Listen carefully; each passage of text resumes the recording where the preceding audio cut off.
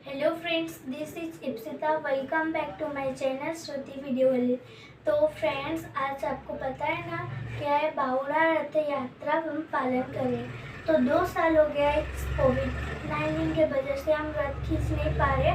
तो मेरी दादी ने बोली कि एक छोटा सा रथ बना ले और उसको हम घर में ही पूजा करेंगे और खींचेंगे।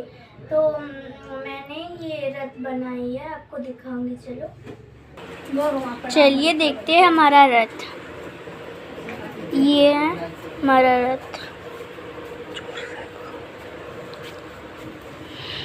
इधर है भगवान जगन्नाथ, बलभद्रा और सुभद्रा के।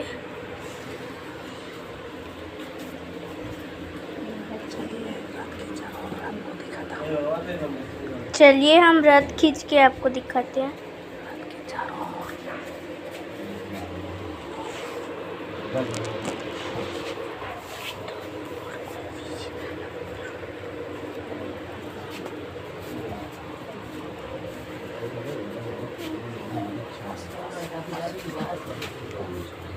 ये है रथ का सामना, इधर सीढ़ी है।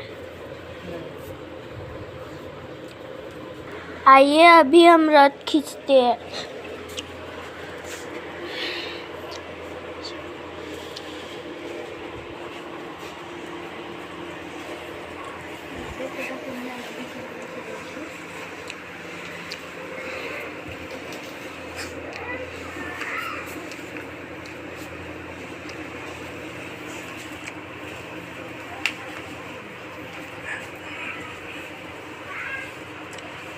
Start.